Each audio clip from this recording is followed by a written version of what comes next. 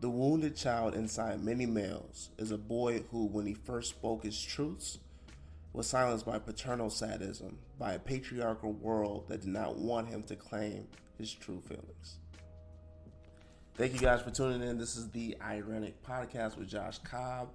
That was a passage from All About Love by Bell Hooks. This is a book I've been slowly but surely reading and, of course, learning about love. It's an introspective book. And that was a passage that inspired today's topic for the second episode. Thank you guys for tuning in. Just the outpouring of support from the first episode, the pilot episode, was just tremendous. I appreciate you guys supporting me in my journey here. Today we're going to be talking about vulnerability. And when I read that passage, that just sparked a lot of emotions and a lot of thoughts about vulnerability, about men, and how we're conditioned when we're young to not speak on our emotions, not speak on what's bothering us, not ask for help, not displaying any weaknesses or any insecurities that we have within ourselves. And I thought that was big. It's something that we don't talk about much as black men. So today I wanted to focus in on that and really dismantle that and talk about why there's strength in vulnerability and why there's something to learn from that. So today I have a man that I have been able to admire from a distance and also work with, Mallory Ferguson. He's going to be on today. He's going to speak about his experiences with vulnerability, his experiences with growing as a man. We talk about just defining vulnerability, defining manhood, and then also just speaking about his journey as someone who is growing as a creative and kind of going from there. So this is an episode it's going to be on Zoom. My guy Mallory, he's actually in California right now chasing this dream. He just moved out about, I want to say, like a month ago. Mallory is somebody I've known for a few years now, and met him in passing. And every time we speak, every time we get together, I just leave the conversation like, yes, like it's always great. I always leave the conversation feeling good. There's always encouragement. And one good thing about him that I really appreciate is he's always speaking life into people. Every time I speak to him, he's always speaking life into me and encouraging me along the way in my journey. And I try to reciprocate that energy as much as possible. So without further ado, second episode, Ironic Pod, we're going to talk about vulnerability. And I hope you guys enjoy. So the last time I felt scared, Yeah. I would say, right now. No, right now for real, because I left my norm in Minneapolis. Business was booming. I'm grateful to God. Like, business was booming with freelance and photography.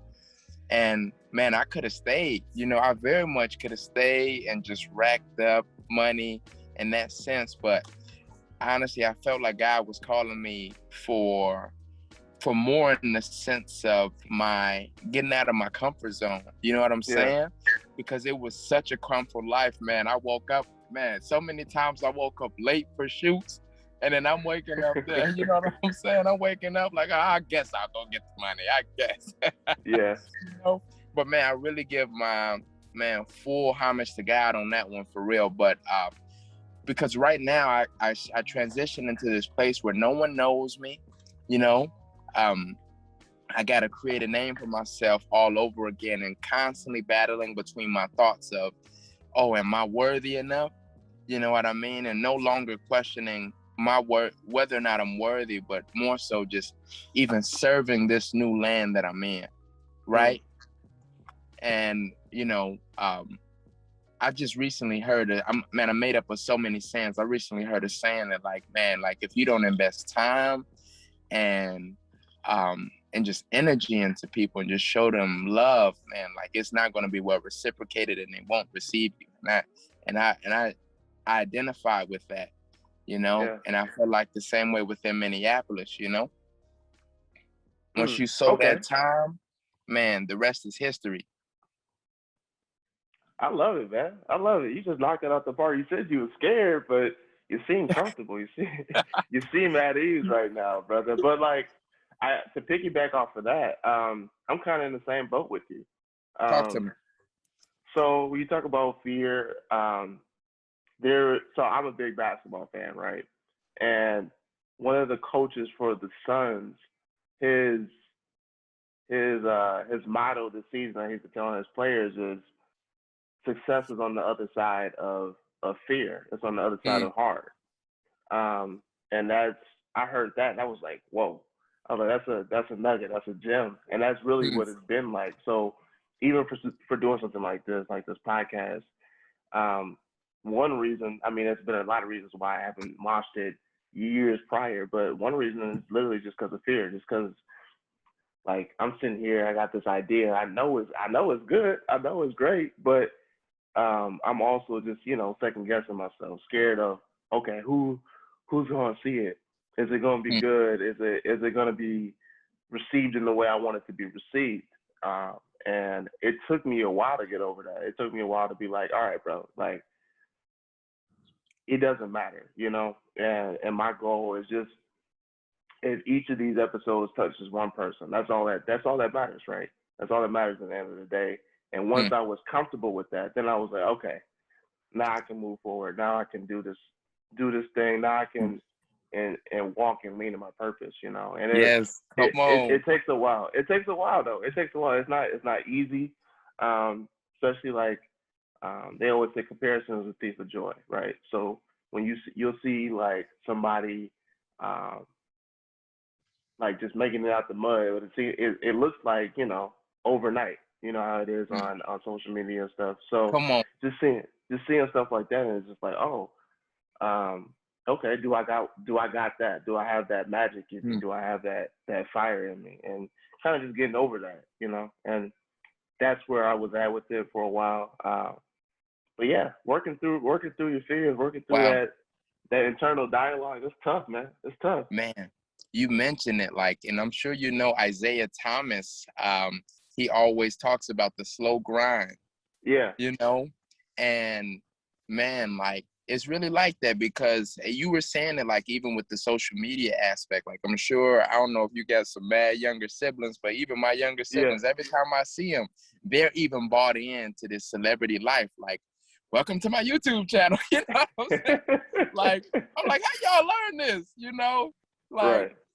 but no, in the sense to where it always look in our generation, it always looks like it has to be something that's going viral, but never that slow grind. You know, Yeah, you hitting for gems sure. right there.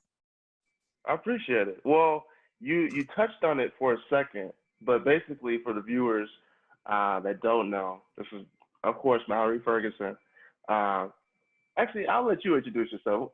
Give me a little bit about you. I know you big time. Go ahead, Oh just man, just get the people a little something, you know. oh man, um, man, yeah. Thank you. I'm Mallory Ferguson. Um, just graduated from Augsburg University, and Sure. this past May, Josh and I we've been connected. What about? Man, three, Woo! 4 times. Yeah. Yeah. But we initially met in 2015. Would you say so? In Yeah, St. my Cloud? first year. Yeah, my first year of Yep, college. Yep. St. Cloud. Yep. And we initially met, you know, and we didn't hit it off right in the beginning, but definitely our our paths crossed again, and it was just all love, um, and I'm grateful to be here today. Yeah, man. So going back to 2015, so basically, your name Mallory. You have a lot of hyphens. You have a lot of commas by your name. And when I met you, you were doing poetry. Hmm. Um, and I remember. So basically, the whole the foundation of this episode is vulnerability. Wow. And I remember you guys. It was you and a couple other brothers. You guys came up, did a bunch of poetry, and you know how it is. Like first off, I'm 18 at the time. I'm young. I see a couple brothers coming up doing some poetry. I'm like, oh, they just probably just trying to get some booty after the show or something. They trying to Things gotta get good. You know how it is. That's how it So, was. so I see y'all, and I remember y'all got up, and I just remember like it was really raw. I remember you guys were like, I could tell it was like a passion at the time, and I was just like, oh, okay, that's dope. And I remember meeting you, and kind of like now, like just kind of like how all your business ventures go. Like people just naturally gravitate towards you, Hmm. and you have a good spirit, man. And I saw that, and I remember I internalized it. I was like, yeah, that's a good brother there. And like you said, like I didn't see you for years after that. Yeah. And then recently, I've always kept tabs on you. I've always been a fan of your work, and I remember one day I was like, you know what? I'm gonna just shoot my shot. I shot my shot. I was like, yeah, bro, we gotta get together. We gotta make some magic happen. So we've been doing a couple shoots. People have been coming up to me like, who's been taking your photos? Who's been doing this? I'm like, that's my guy Mallory. Like, I'm giving him your tag and everything. Like, man, he be out here doing this thing. So yeah, just always been a fan of your work. Always been a fan of your vision, your creativity. You be doing your thing. I was like, yeah, every day I see, like I go on Instagram, I see a new shoot. I'm like, oh, okay, he over there doing his thing. But yeah, you recently moved over to Cali, man. How's that been? How's that been for you? Thank you. Thank you. It's been well. And I appreciate that a little bit more on Yeah. that intro side. With the whole photography piece, I don't know if it ever seems like I undersell it, but as Josh just mentioned, I definitely started in spoken word. That's one of my first loves, and poetry, being able to tell that story. And within I always say, I really do want to continue to write these stories, and photography actually allows me to like pave the way for that. Yeah. And man, in addition to California, just telling the story, telling it authentic, um, and not just this picture perfect story. Like everybody say, oh, like you say, oh, you big time now. Like, Yeah. no, Oh, but I just really, know. I'm well aware. Yeah. yeah, but even just taking that humble side of things. In fact, I'm gonna go to my notes real quick to pick up this quote I just heard yesterday. It Okay. says, "Humble with the creativity and grateful with the success." Mm. And I was watching that Quincy Jones yesterday on Netflix. I don't know if you peeped that, I but haven't seen it yet, but I saw it. I hey, saw it pop up. man, and just in this season in California, I'm just putting the things into me that are feeding me, as best as I can, even on the creative side. You Mm. know, I am gonna lie, sometimes in my life, I feel like I've overcompensated in one area and left the part out that really needed to be nurtured. And that was that creativity, a lot of it too. And that's what feeds me and fuels me. And just to be able to make people's visions come alive. Like even when we shot, like, man, my goal when working with people is to make them feel and look like their best self, Mm. and confident too, especially as Black men. For sure. For Hmm. sure. Well, And not the booty. not the I'm dead. Well, you touched on it, so I guess it's a good segue. So just going for that, just always trying to make ourselves the best that we can be, Yeah. and obviously one of those pitfalls that is obviously told by us, felt by us, and also told by other people is that we're not open enough, we're not vulnerable enough. So just right off the top of your head, like when you hear the word vulnerability is what to you? Hmm. Man, vulnerability is impact to me. It's impact because, we want to show, it's that idea of struggle, like struggle oppression, struggle Olympics, right? We want to share the most horrid things that have happened to us to make ourselves look bigger or grandeur for the sake of people respecting us more, especially in our Black communities. You know what I'm saying? Yeah. And that's really what it means to me. And I mean, it helps. Vulnerability doesn't, like, I think we feel like it will give other people leverage, but it actually helps us. For sure, for sure. I think for me, one thing that I'm finding as I grow, as I get older, and get more life experiences, that um, there's strength in vulnerability, right? Like Man. we always we're always told that that makes you weak as a man. Hmm. Um, but I find that the more open I am with people, the more just transparent I am, the more obviously the more I benefit from those relationships, the more intimacy I get with those relationships, whether it's friends, family, a romantic partner, or a stranger in the street. You know, you get those bonds, and when we come up, we always want this group of best friends. We want this group of um, really good family, a wife, and the whole nine, and kids, and the whole nine. But in order to get those relationships, in order to foster those, there has to be some type of vulnerability that comes with that. Um, and for years, I was like, I just avoided it for years. And I realized, so they always say your relationships in your life are like mirrors. So each of your relationships with your family, with your friends, they're a reflection of who you are, because that's who you're put. That's what you're putting into those relationships. Um, and I realized that there wasn't, like a couple years ago. I realized like there's not much rich. They're not rich. You know, there's not a lot to them. Hmm. And I was just like, well, what can I? Because you know, it's easy to say, oh, well, cut them off. They're not good enough for me. All right, cut them off because I'm just not feeling it. You know, and it's one of those things where it was like, okay, I could do that, but let me sit back and say like, all right, what am I not doing? You know, Hmm. and just looking at yourself. And when I first heard that relationships are mirrors in your life, I was like, dang, I was like, that's tough.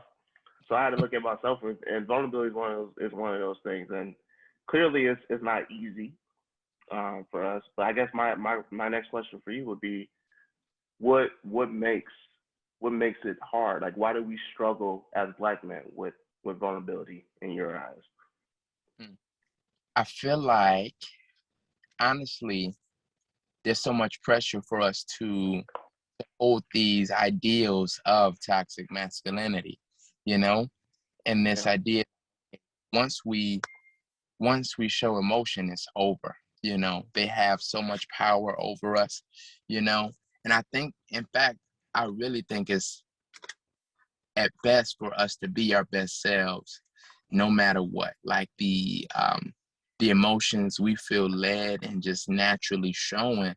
You know, I think it's important that we show those on the forefront, up front, instead of hiding who we really are. You know, yeah, and instead of lowering ourselves to allow others to better feel comfortable, you know. right. And that's just what I have off top. How about you? What you think? Yeah, like you said, just for sure you touched on it. That's a big key point. Like toxic masculinity, just enforcing these ideals that really cannot be obtained. Always showing how tough you are, or um, just whatever that circle. Everybody, unfortunately, a lot of men that come up, most men that come up, we're groomed in that area of these toxic traits. Um, you know, treating women as objects, or Yeah, just anything in that realm that is super detrimental to us as ourselves and anybody and anything that we touch. Um, so that, I think that's what makes it hard, and you have to recondition yourself. You have to relearn like how to navigate, um, and it's hard. Like it's scary. It's man. sometimes you're hypercritical of yourself. Mm. These situations, I do this all the time. Like I'm like, oh, did I give too much of myself? Did I say too much? And in reality, I probably didn't say enough. But it's putting on that front. And once you peel back those layers, that's when you get, like I said, your real, your true, and your best moments in life and your best relationships come from that. So Mm. I really like how reflective you are in all of this, bro, for sure. Because it all, like you said, it's a mirror. It all comes back on us in the end of the day. for sure, I was So this is our second episode. On my first episode, I talked about it briefly, but since you brought it up, I'll kind of elaborate on it more. The way I live, so I think since I started college, um, I realized that there was a lot of things in my life that I didn't understand. Right, I didn't understand, like, and these are like social construct stuff. So stuff that that you don't learn in school. Um, so just kind of navigating that stuff. So like for example, like understanding and knowing what love is, understanding and knowing what what what your manhood is, and defining that for yourself, or um, like also vulnerability, defining and doing a lot of things like that. So I'll like you say, I kind of overcompensate. I'll get to reading a whole bunch of books, podcasts, music, and tailor it towards that until I feel like I have an understanding for what that is. Uh, so I guess let me backtrack a little bit. Since we're a podcast and we're anchored in Black manhood, I want to know, for someone like you, a creative, someone that's um, really driven, like how do you define manhood for yourself? Like when you look at yourself in the mirror and you measure yourself up to that whatever ideal that you have for yourself, how do you define manhood? One of my greatest ways that I think just singular words like honesty, integrity, character, and seeking wisdom. Mm. Yeah, in my life, there's a lot of times I wasn't honest, and I felt like that was due to um,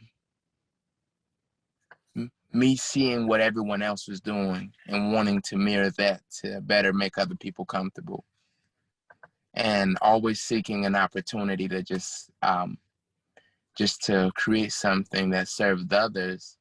But I wasn't going anywhere, and even um, like personally, like my dad's name, like you think about my name, you say that has commas.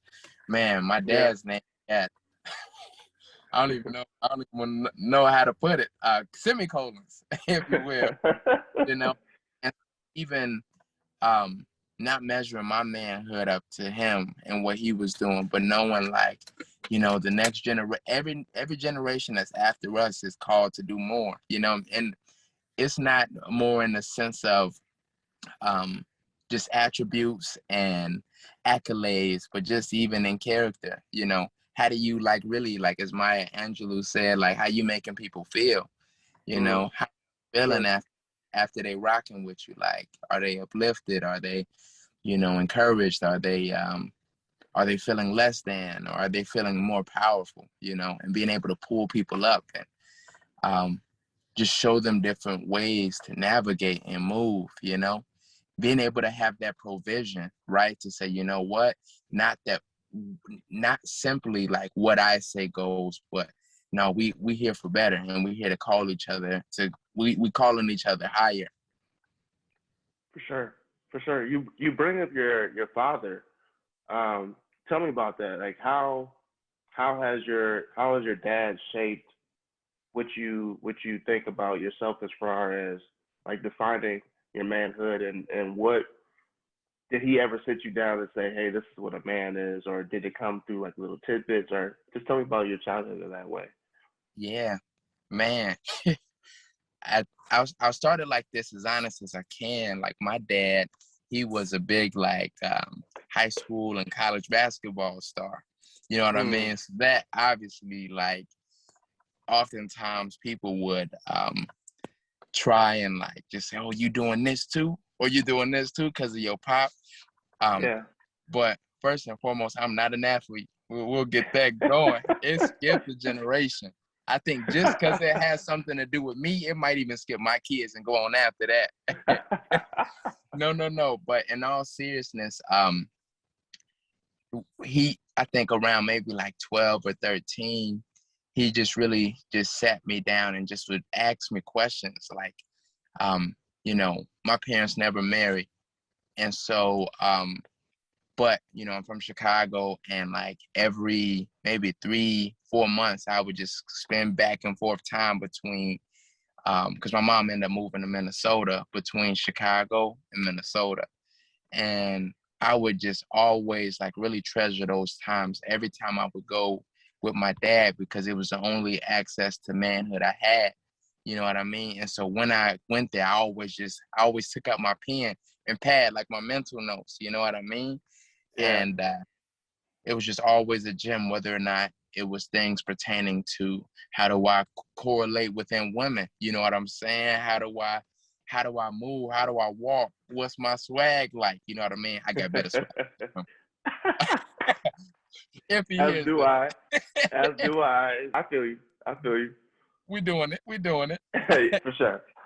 uh, but nevertheless, even within faith, like what do I believe? Even just the opportunity to, he even shared his faith with me growing up. And what that did for me was, and it wasn't like a beating my head over the book with whatever the faith base is, you know what I'm saying? It was like, okay, Yeah. look, this is what I choose, you know what I mean? And this is how it has impacted me. And that gave me the freedom to choose. It was never just like, okay, here it is, but I'm grateful to say that, you know, we do identify in the same faith of Christian, you know, and like it's just another thing to connect.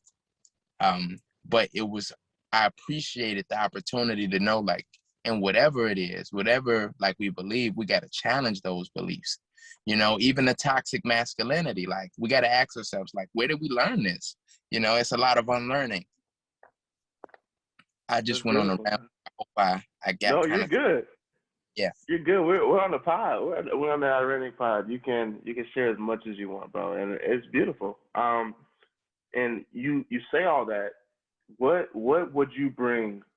Because I'm assuming, you correct me if I'm wrong, that you plan on having kids in the future. Yeah. What things did you learn from your dad that if you have a son, if you're blessed with a son, that you would carry through as far as teaching them about navigating this world? Like, what would you bring that you learned from your dad that you also pass down?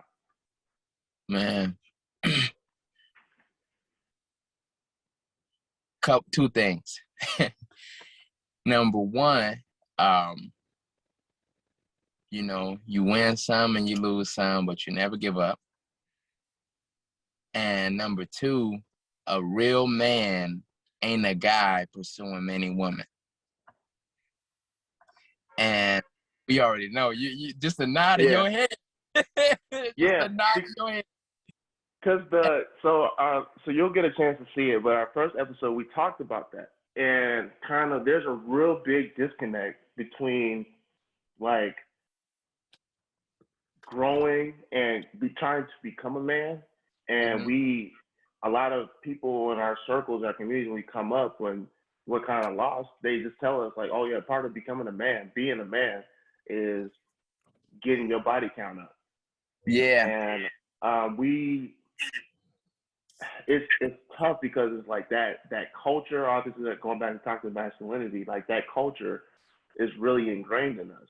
And I don't know if you have, but I know I did for a while. I bought into that, and I was just like, all right, cool. Well, like, in order for me to be a man, I gotta get, when I go to this party, I gotta get Shorty's number. You ain't gonna catch me lacking. Yeah, it's real. like that. And it got to the point where when in high school, like, if one of the homies didn't see you with a girl in a while, it's like, so what's going on? Like, why did you get no play? And you know, sometimes like people get all super defensive, like, oh no, I got him. I can text him right now. I can call right now. Look at my call. You know, I'm pretty sure you've seen those conversations. So it's just like, when you say that, man, that hit, because it's just like that. And I think that's why we definitely need our men in our kids' lives when they're coming up, because stuff like that, you can dismantle that and nip that in the bud real early. But yeah, I'm sorry, I would have chance. I interrupted you. It was powerful. Yeah. You needed to touch on that for real. Yeah. No, you hit it on the head. I don't even know if I could do it justice what you said. Seriously. Because I mean, you're right, and I mean, for me, it was a little heavy, you know, school here in Minneapolis, because I just always had a feeling like that not many people would stay on, like we wouldn't be rocking forever. You know what I'm saying? Mm. So like Yeah. even when high school, like I knew for a fact that like I knew I wouldn't see those people. Like it's literally like I can count like 3 people I'm still rocking with. And I'm sure you could feel the same as far as the Right. ones with substance. But like 3 people I'm still rocking with to this day, because oftentimes, you know, they made projections, like you said, like, oh, what you doing? Is it working down there? Like, you know, Yeah. like, oh, are you doing enough? You know, and so, Yeah, but I knew what they had to say didn't have weight. for sure. For sure. I remember just having those conversations. Um, and like I said, like just having to define my manhood for myself. And I kind of find that out through my own exploration. Like Mm, my definition of manhood has nothing to do with what a woman thinks, feels, or acts, you know, around me. Like it has to do with the the fruit that I bear, the yeah, like you said, like the mind, like how do people feel after they talk to you? How do they feel after the interactions? Like we don't remember like the logistics of how we met or the logistics of of each of our interactions, but you always remember how someone makes you feel, right? yeah, And that to me that holds more weight. That's more important. Um, so yeah, just getting to that. That was that's obviously that's a big thing. yeah, I know for me when I have my kids, if I am blessed to have a son, yeah, yeah. um, that's for sure something that we're gonna talk about. Um, Hmm. and just making sure that Yeah, I surround my children, my family with what kind of that attitude is yeah, big. yeah. You know, I we rock uh that. we so when I texted you yesterday, thank you for first off doing this kind of last minute. Um, but No I problem. texted you last night and I broke down everything like we were gonna talk about, and you brought up something that was key. That was key. And I read it and I was like, man, this dude already speaking, he already preaching. But you brought up circling back to vulnerability. Like one of the hardest things that you struggle with, as do I, is asking for help. Mm. So just touch on that. Just elaborate on that a little bit more. Like what makes that what makes that so challenging for you, and like how have Yeah. you been working past that? I think asking for help, because not trusting people's ability to help you accomplish the task at hand. I think that is my biggest thing, as far as like Rudy Poo work, if you get what I mean. Yeah, for Like, sure. um, and of course I think we live in a society where we're like, okay, this work centered grind, no stopping, what is sleep type of lifestyle. Yeah. And I don't know about you, but I bought into it full, like face first, you know. But really, um, that grind centered lifestyle is unhealthy. Not getting sleep, man, like that is just, it's counterproductive to health, you For know. sure. And so another great attribute of a man, in my opinion, is being able to delegate. You know what I mean? And because I mean, if you know, with a lot of us, like we want to be a part of something, and so being able to say, hey, you know what, like this is challenging, this task, this thing that I'm experiencing doesn't feel so good. So let me just reach out to my community. Let me reach out to the current setting that I'm in and see who can help me accomplish this, and how can I serve them? Because maybe I'll say it like this. Um, the I think a lot of the things in our lives are challenging because like we're dealing with them emotionally. When we pass them on, like other people are able to apply with logic and help accomplish it so much further in times. Okay. And I love it.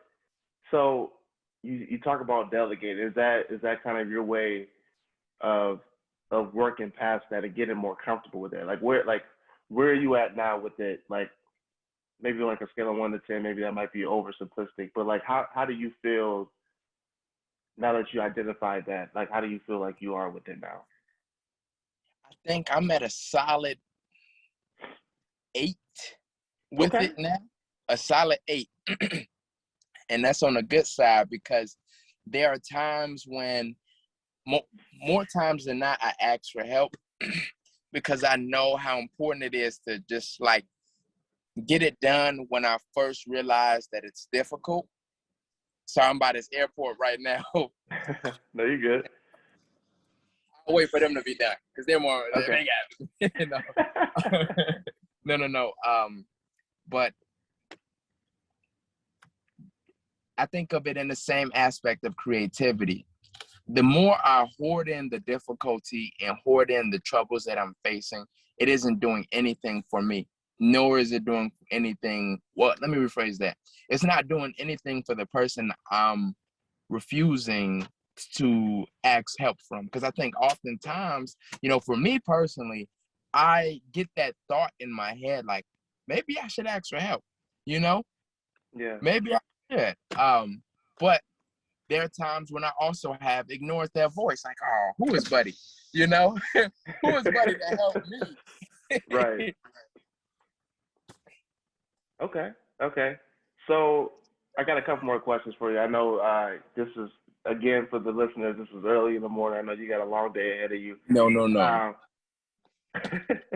so what is, I guess, well, just changing gears a little bit, like what's something that people get wrong about you? Like what is it, like a misconception about you? Yeah. That you say like, oh, that's not me, but like people obviously think that about you. Yeah. Like what's something that people get wrong about you? Yeah. People think I'm just this overly nice dude, you know what I'm saying? Who just say yes, like a yes man, if you will. Mm, To be honest with you, one thing I really learned is like for like those people who's not in like my immediate, I don't want to call it circle, but who who's not in my immediate connections, I treat them the same way. I treat everybody the same way. Like it's just all, it's genuine, but it's just with respect and love at the forefront. Like literally, hey, how you doing? For me, we talked about it. Like when we were doing our most recent shoot, yeah. like even just the down south hospitality. Hey, how you doing? Right. And for people who don't know about the Midwest tendencies, they don't do that. Like At all. At all. even No. just seeing random people in the store, hey, how you doing? And then people from the Midwest ask me, hey, why you know them? Like, why are you talking to them? You don't have to know somebody to be kind to them.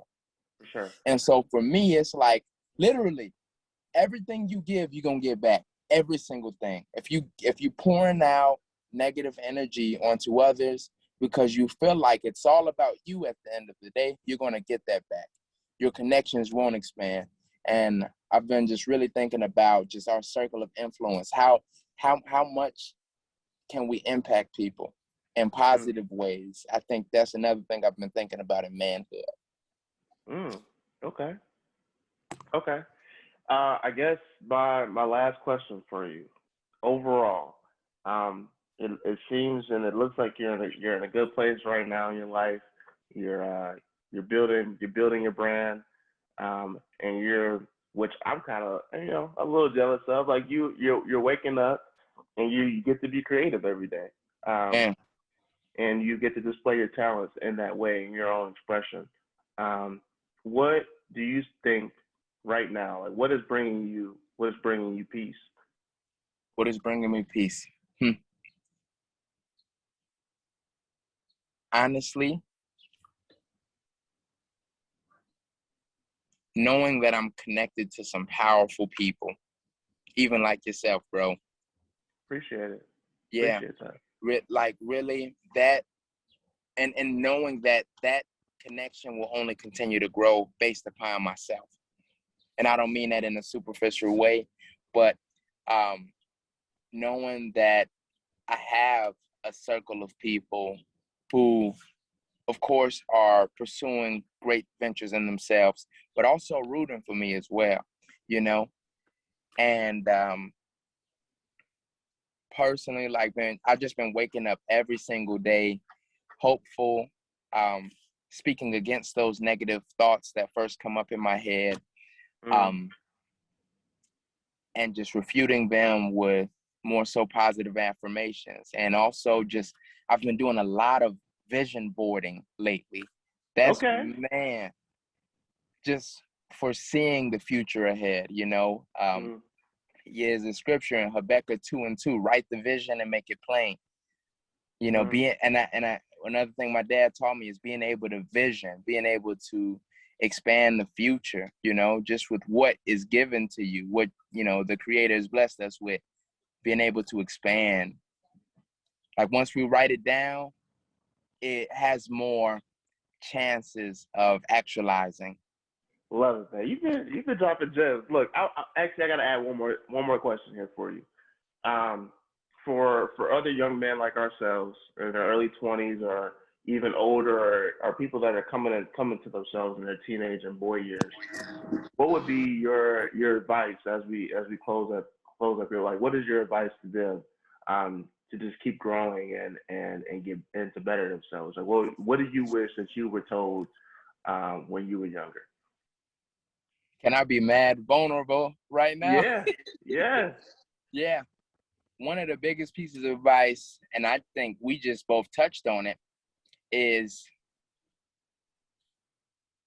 really ask yourselves deep questions about how other people see you. And I don't mean that in a way of seeking approval, but I ask that question because if you got homies who are always asking you about progressing and belittling women, you know what I mean? Trying to get your body count up, you know what I mean? If that is what it is going to take for them to approve of you, you have to question that relationship. How fruitful is that relationship? And also ask yourself this question too, and I think it's so important because I don't know about you, but I have ruined a lot of connections with women because of my actions. You know what I'm saying? I just got to keep it a buck. You know what I mean? I'm right there with you. Yeah. And I say this to say, not all of those connections had to be, not all of those connections had to be ruined, you know? And I think in our society, so I'm just waiting at the gym. So you caught me at a great time. Good. In our society, there's a saying that says, men and women can't be friends without agendas. That is terrible. That is trash. You can have some great, powerful connections, relationships with the opposite sex without agendas. Really be kind to the women in your life, even if it's just in passing. And also know that in times where you have messed up and just having sex with just random women at multiple numbers, if that is your story, knowing that you're not counted out, knowing that there's still room for you, it's not the end of the world, but more importantly, know that there are times that you didn't want to do it. Hold tight on that times, and even, hey, you know this too, brother. There are times when women wanted it more than you. Am I lying? But you're not lying. You preaching. Hey, you preaching. And so, men being able to say no will not only honor her morals, but she gonna look at you different. Like, man, there's something different about this guy. She gonna see herself different because, you know, if we're honest, a lot of the times they're looking for us to lead. If you fold every single time, don't know what to say. If you fold every single time, that should question your sense of manhood. Your ability to lead and delegate is so important. Mic drop. No, playing. That for real is a mic drop. That is a beautiful way. That's the best way that we can end this.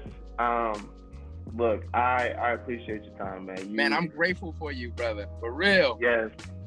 You came in here. You dropped gems. You did everything you needed to do, and you're flourishing, brother. Like I love the fact that obviously you could have came in here and just gave some very surface answers and kind of tiptoed your way through it, but I love it. We both were, I feel like, very vulnerable on this talk here, and I just love it, man. Every time we talk, we link up, it's always great interactions, and I'm rooting for you. I'm rooting for you over there, and I know your time is coming.